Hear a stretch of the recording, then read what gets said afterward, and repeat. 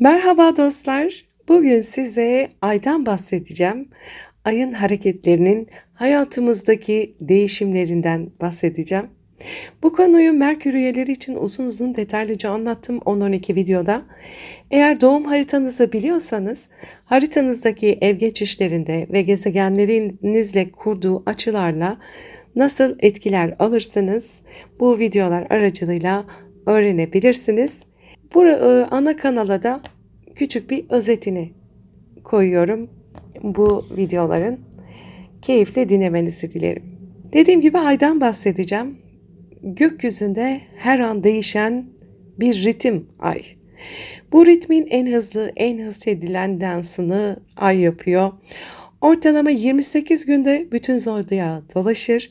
Her burçta, her derecede, her açıyla birlikte bizim duygularımızı, içsel hallerimizi, gündelik ruhumuzu boyar. İşte bu yüzden ayın transiti aslında hayatımızın kısa öyküleridir. Bugün size bu yolculuğu bir hikaye gibi anlatacağım. Hazırsanız gelin birlikte ayın gökyüzündeki serüvenine çıkalım. Düşünün, ay kozmik gökyüzünde ilerlemeye başlıyor.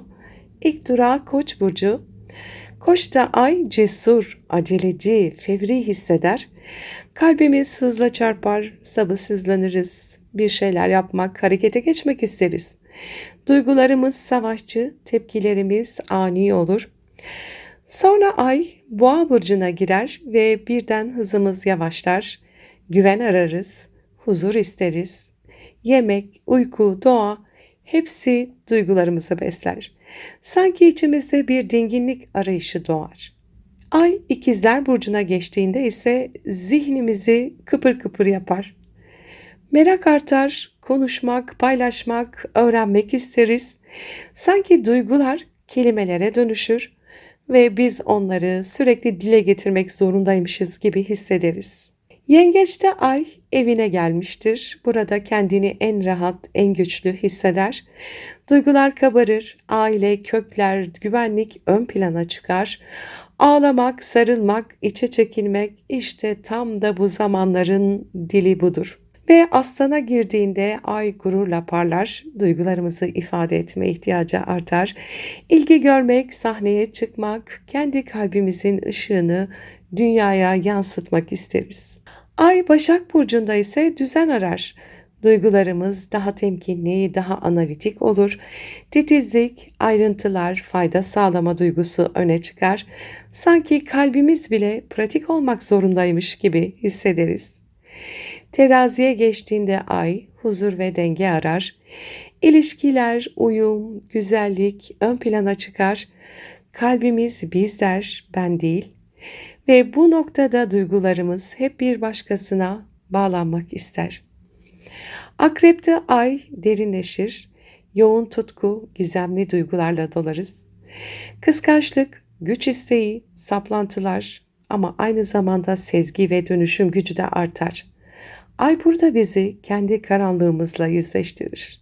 Yaya geçtiğinde ay özgürleşir. Seyahat etmek, keşfetmek, yeni şeyler öğrenmek isteriz.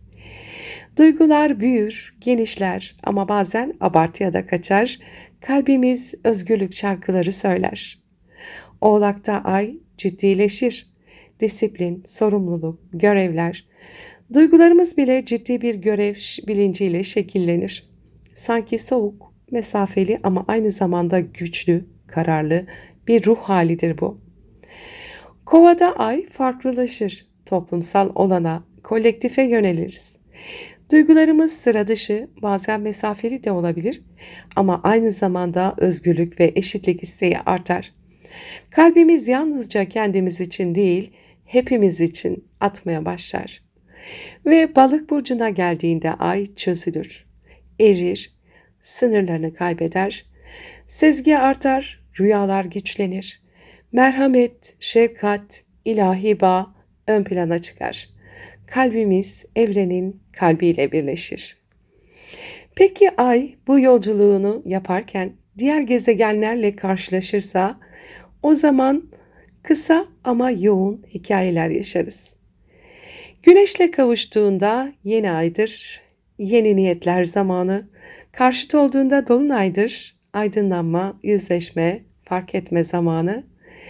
Merkürle karşılaştığında düşünceler duygulara karışır. Konuşmak, yazmak, ifade etmek isteriz. Venüs'te temasında güzellik, sevgi, estetik ön plana çıkar. Aşk ve dostluk daha çok hissedilir. Mars'la yan yana geldiğinde duygular ateşlenir. Öfke, cesaret, tutku yükselir. Ama aynı zamanda çatışmalar da tetiklenebilir. Jüpiter'le buluştuğunda bolluk ve iyimserlik dolar içimize.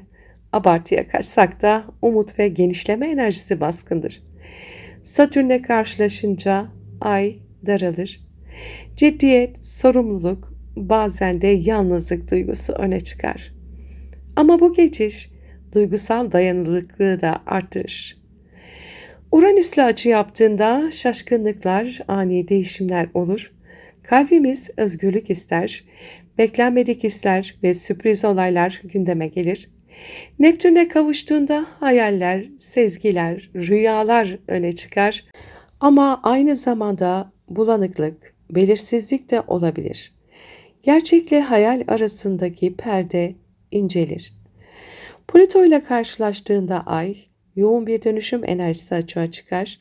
Tutkular, krizler, derin yüzleşmeler ama aynı zamanda güçlü bir yeniden doğuş fırsatı da doğar. Ay düğümleriyle buluştuğunda kadersel karşılaşmalar, dönüm noktaları, geçmiş ve gelecekle ilgili önemli işaretler karşımıza çıkar. İşte böyle ay gökyüzünde hızlıca dolaşırken bizim kalbimizi, ruh halimizi, gündelik duygularımızı şekillendirir. Onun transiti kısa sürer ama etkisi derindir. Çünkü ay bize şunu hatırlatır. Hayat küçük anların toplamıdır. Bir bakış, bir his, bir uyanış kısa ama kalıcıdır. Ve her geçişinde ay fısıldar. Duygularını dinle. Onlar sana sadece ne hissettiğini değil, kim olduğunu da anlatıyor. Gökyüzünün ışığı ay, senin içindeki ışığı da görünür kılar. Her gece, her gün yeni bir hikaye yazar. Başka bir videoda tekrar görüşmek üzere. Dediğim gibi ayın yaptığı transitlerden, ev geçişlerinden ve gezegenlerinize yaptığı açılardan bilgi almak isterseniz Merkür Yörükleri içine bir tane astroloji kitaplığı kurdum. Oradan izleyebilirsiniz. Sevgiyle kalın.